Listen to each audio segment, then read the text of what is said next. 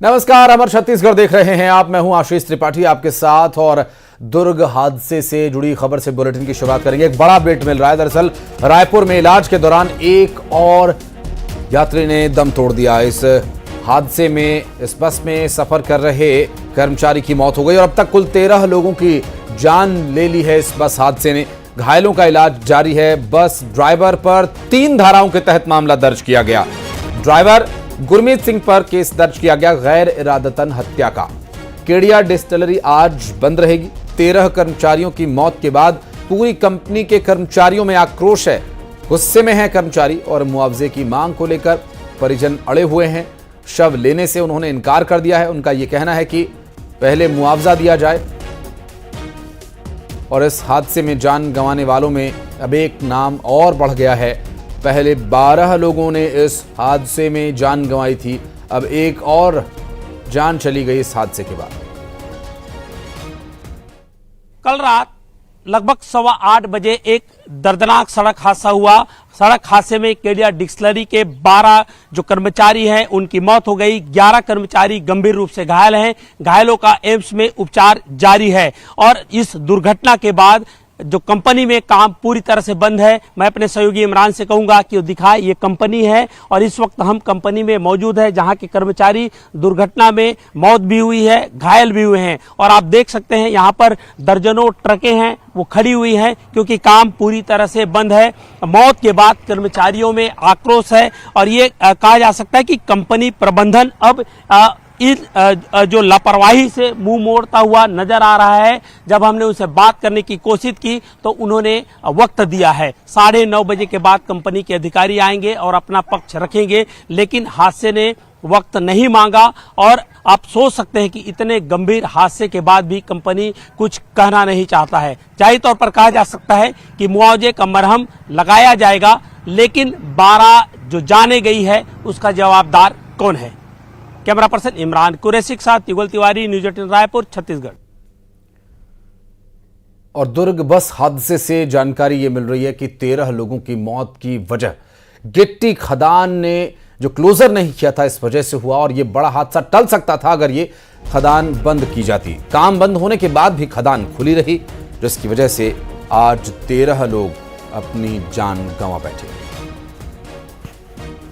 News 18 की team इस वक्त दुर्घटना स्थल कुम्हारी पर है और देखिए लापरवाही की सबसे बड़ी वजह हम आपको बताते हैं। यहाँ एक गिट्टी का खदान है। यहाँ से लाखों रुपए, करोड़ों रुपए की रॉयल्टी खनिज विभाग को पहले मिला और उसके बाद अभी तक इस माइंस में काम बिल्कुल बंद है। लेकिन माइंस का क्लोजर रिपोर्ट सबमिट नहीं किया गया, माइंस को बंद नहीं किया गया। अगर माइंस पहले बंद कर दिया गया होता तो इतनी बड़ी दुर्घटनाएं नहीं होती। 12 लोगों की जान है वो नहीं जाती। जो सड़क है वो बनाया गया है और या फिर सड़क के पास ही माइंस चालू किया गया। हम ग्रामीण हैं, हमारे बीच मौजूद हैं, बताएंगे कुछ हिस्सा इसका पट गया है। अगर ये हिस्सा पट जाता तो दुर्घटना होता क्या? नहीं होता सर। इतना पहले क्या है, कोई निजी जिसका जमीन रहा होगा या जिसका, ये तो मेरे को जानकारी नहीं है सर कि क्यों इसको पाटे हैं। पर आधा हिस्सा, आधा से भी कम हिस्सा 1-2 साल पहले इसको पाटा गया था। अगर ये पूरा हिस्सा अगर पट गया होता तो ये हादसा नहीं होता। बरसात में काफी पानी भरता है। बरसात में तो बहुत पानी रहता है सर, पूरा पानी भरा रहता है जी। और एक हादसा यहीं पे ही एक टाटा एस गिरा हुआ था यहाँ पे जी। हाँ, और एक बाइक वाला भी यहाँ से गिर के 2-4 साल पहले हादसा हो चुका है यहाँ पे। अब बीच बीच में यहाँ पे ऐसा नहीं है कि हादसा नहीं होता है। रात के अंधेरे में कहीं साइकिल वाला या बाइक वाला कहीं न कहीं गिर जाते हैं। दुर्घटनाएं और भी हो सकती हैं क्योंकि अभी तक इस माइंस को भरा नहीं गया है। अगर भरकर इस जमीन को उपजाऊ बना दिया गया होता तो ये दुर्घटनाएं नहीं होती। लेकिन खनिज विभाग की लापरवाही भी यहाँ पर सामने आ रही है क्योंकि माइंस चल रहा है और उसे लेबल नहीं किया गया है। कैमरा पर्सन इमरान कुरैशी के साथ युगल तिवारी, न्यूज 18 रायपुर, छत्तीसगढ़। और जब ये हादसा हुआ उस वक्त वहां आसपास जो मौजूद लोग थे, यानी प्रत्यक्षदर्शियों ने क्या कुछ देखा, वो न्यूज 18 से बातचीत में उन्होंने बताया। यहीं पास में ये बस्ती है, कुछ लोगों का घर है, प्रत्यक्षदर्शी भी हैं जो कि सबसे पहले हादसे की आवाज़ सुनकर पहुंचे थे, उनसे ही बात करते हैं। हादसे हुआ है, कैसे पता चला आप लोगों को? मतलब आवाज है हम लोग को, पहले ना आवाज आती उतने ध्यान नहीं दिए, तो वहाँ से ना गिरे थे हम लोग, आवाज किए बचाओ बचाओ ऐसे करके, तो हम लोग दौड़ते हुए गए। हम लोग ना गए पहले कांच फोड़ के ना करीब 18 से 20 लोग को हम लोग निकाले, हाँ, जिसमें से एक मर गया था, बाकी सब जिंदे थे। अच्छा, तो भीड़ तो काफ़ी रही होगी यहाँ पर? उस टाइम पे बाद में भीड़ हुआ था। बाद में थोड़ा। फिर कैसे पता चला यहाँ पर कि कितने लोग हैं, कैसे हैं, क्या, और आप लोगों ने किसी को सूचना दी? नहीं पता, उतना नहीं पता, लेकिन 30 से 35 लोग थे पूरे मिला के। पहले क्या हादसा हुआ था? ये वो डीआई पलटी था सर, पूरा वारकरी वाला। क्या पलटा था? डीआई मतलब गाड़ी था वैसे वर्कर ही थे उसमें। उसमें कुछ बेहोश हुआ और बचकर, पानी ज्यादा था तो बच गया सर। कैसे हादसा हो जाता, कैसे गाड़ी गिर जाती? नहीं गाड़ी तो सर वो तो नहीं देख पाए, लेकिन जब गाड़ी गिरा है और आवाज़ सुने हैं तो उसके बाद में फिर हम सब लोग दौड़ के गए हैं। कितनी देर बाद फिर बचाव दल पहुंचा या बाकी पुलिस कोई आए? 1 घंटे बाद। जब पूरा निकलने के बाद ही बाद में आया है पूरा प्रशासन। हाँ, पूरा हम लोग सबको निकाल के पहुंचा दिए थे। हाँ, पास में ही अस्पताल है यहाँ, सरकारी अस्पताल, वहीं पहुंचा दिए थे। फिर सकरी रोड है, ये प्रत्यक्षदर्शी मेरे साथ खड़े थे जो बता रहे हैं कि सकरी रोड है और इस वजह से ये हादसा यहाँ पर होता है। तीसरी बार बता रहे हैं हादसा हुआ। सबसे पहले इन लोगों ने ही आवाज़ सुनी, बचाव बचाव की और पहुँचे हैं बस्ती के आसपास के लोग, और इनका कहना है कि इन्होंने ही सबको निकाला यहाँ से, और नज़दीक में एक सरकारी हॉस्पिटल है, सामुदायिक स्वास्थ्य केंद्र, वहाँ पर सबको भर्ती किए हैं। 77-83 ये मेरे अंदर का जो परख है ना,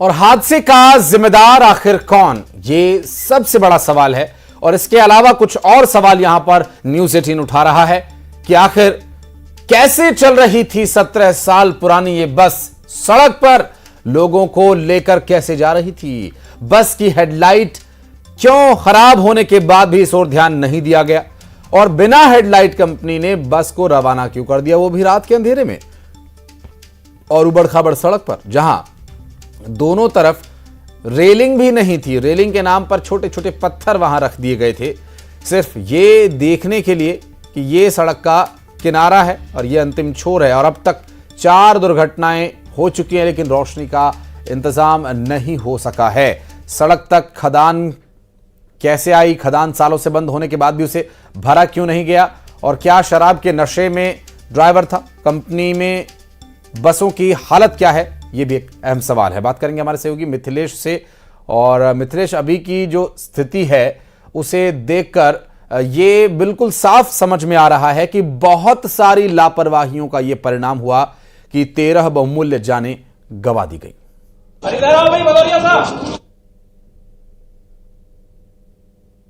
हुई है, क्योंकि ये आज से भी बल्कि खदान कई समय से थी, लेकिन वहां पर ध्यान क्यों नहीं दिया गया, क्यों वहां पर बैरिकेडिंग जैसी कोई चीज नहीं लगाई गई, सुरक्षा के क्यों उपकरण नहीं वहां पर मौजूद थे, जबकि रोज आवाज आई होती है, रोज वहां से बस जाती है, तो एक बड़ी लापरवाही है। हालांकि दुर्ग कलेक्टर विजय प्रकाश चौधरी ने ये स्पष्ट कर दिया है कि जो मजिस्ट्रियल जांच होगी और भी तमाम तरह की जांचें होंगी, जिसमें जो पाया जाएगा उसके आधार पर आगे की कार्रवाई की जाएगी। और एक बेहद आज की यदि मैं बात करूं तो बेहद गमगीन ये माहौल नजर आ रहा है, क्योंकि जिस जगह में खड़ा यहाँ पर पोस्टमार्टम चल रहे हैं, करीब 7 शवों के यहाँ पर पोस्टमार्टम चल रहे हैं। और आपको दिखाना चाहूंगा कि ये पोस्टमार्टम जहाँ पर चल रहा है, ये उस वहां का दृश्य, सुपेल ये अस्पताल का दृश्य, लाल बहादुर शास्त्री अस्पताल, जहाँ पर परिजन यहाँ पर बड़ी संख्या में पहुंचे हुए हैं।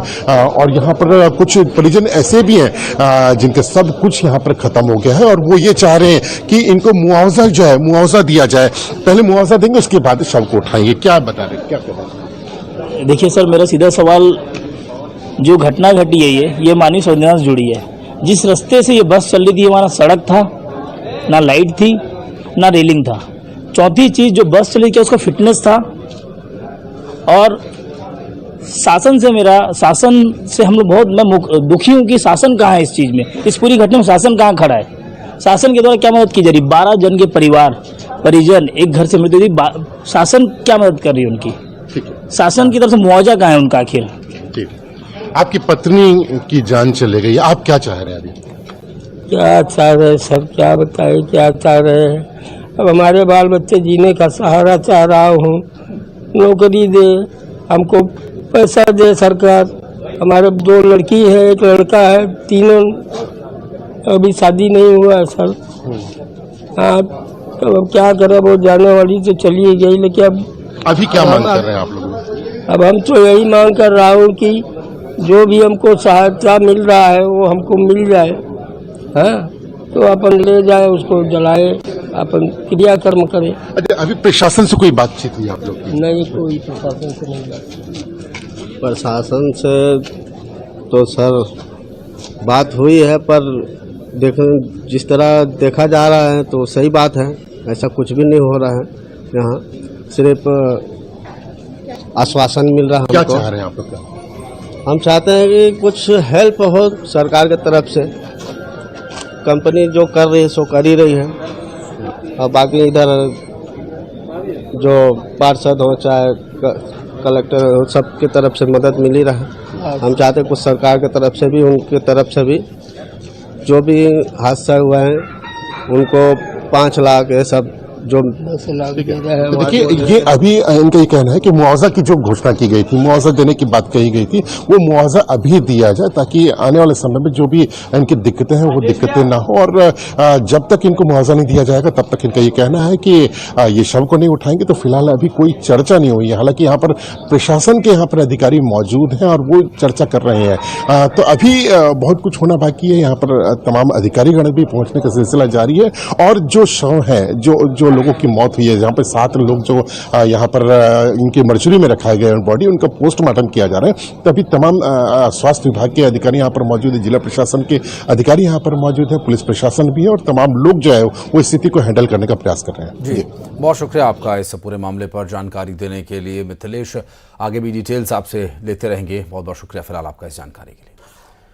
और बढ़ते आगे, अभनपुर में ऑन ड्यूटी पुलिस कर्मचारियों से मारपीट का मामला। मारपीट में 2 कांस्टेबल्स गंभीर रूप से घायल हुए हैं। दरअसल मारपीट का सीसीटीवी वीडियो भी सामने आया है, और इस पूरे मामले में हेड कांस्टेबल ने रिपोर्ट भी दर्ज कराई है। और हादसे में घायल की मदद करने पहुंचे थे पुलिस कर्मचारी, और ग्रामीणों ने घायल को ले जाने से रोक दिया। पुलिस से मांग की पहले एक्सीडेंट करने वाले को पकड़ो, और इस दौरान वहां बहस हुई, विवाद बढ़ा, और इस विवाद के बाद हालात ये बन गए कि बात मारपीट तक पहुंच गई, और वर्दी पर ही हाथ उठा दिया वहां मौजूद लोगों ने।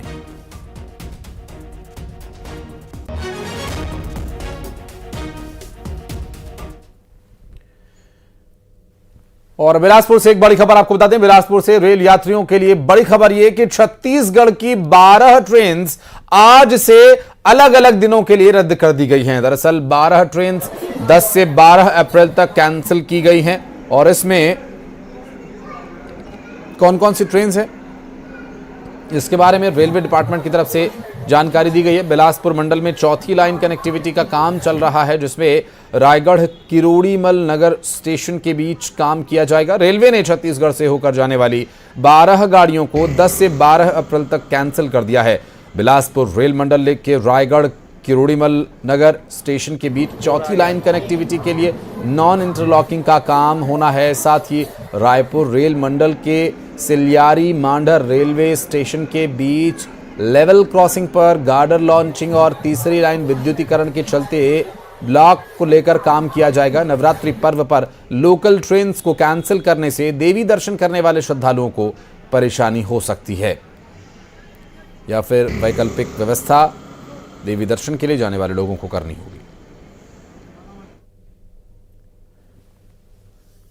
और जशपुर में ऑटो वर्कशॉप में आग लगने का एक मामला सामने आया। अज्ञात लोगों ने ऑटो वर्कशॉप में आग लगाई है बताया जा रहा है, और आग से हवा भरने वाले टैंक में ब्लास्ट हो गया, और ऐसे में बाइक समेत कई अन्य सामान जलकर राख हो गए। आग से लाखों का नुकसान होने की बात कही जा रही है। बागबहार थाना क्षेत्र के मोड़ा बहला की यह घटना बताई जा रही है, जहां पर आग जानबूझकर लगाई गई है।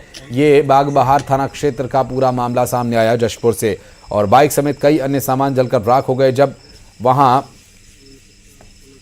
हवा भरने वाले प्रेशर टैंक में धमाका हुआ, और इस धमाके के बाद पूरा का पूरा वर्कशॉप जलकर राख हो गया। आपको बता दें कि बागबहार थाना क्षेत्र के मुडला बहला की यह घटना है, और यहां आग जानबूझकर लगाई गई थी।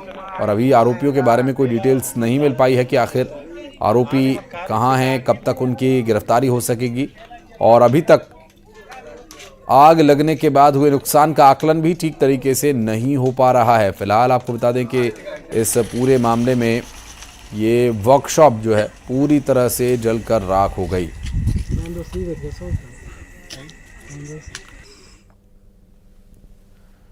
और खबर महासमुंद से, जहां पर सिंघनपुर धान उपार्जन केंद्र में अनियमितता से जुड़ा ये मामला सामने आया। धान उपार्जन केंद्र में 80 क्विंटल धान कम पाया गया। बताया जा रहा है कि बसना के एक राइस मिल का 120 क्विंटल धान का डीओ कटा है, लेकिन राइस मिल को धान नहीं मिला, जिसके बाद तहसीलदार ने जांच कर पंचनामा बनाया और कार्रवाई में जुट गई है।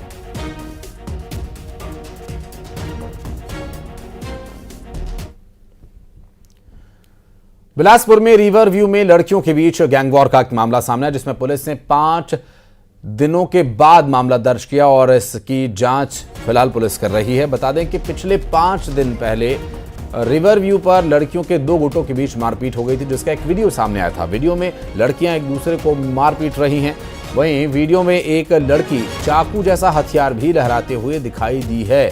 और इस पूरे मामले में अब करीब 5 दिन बाद पुलिस ने संज्ञान लिया और कार्रवाई क्या की जा रही है, ये भी डिटेल्स आगे आप तक हम पहुंचाएंगे। ये वीडियो सामने आया था।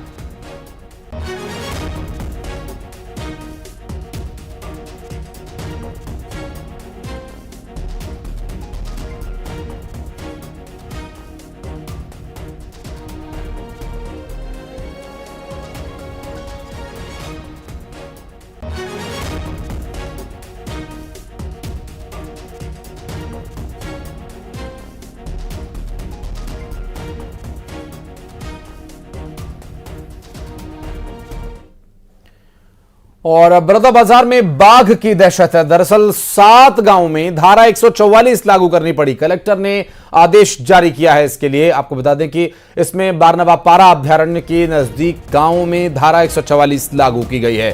1 महीने से इन गांवों के आसपास बाघ घूम रहा है और बाघ की मूवमेंट से ग्रामीणों को बचाने के लिए फिलहाल फौरी तौर पर धारा 144 यहां पर प्रशासन के द्वारा लागू की गई है।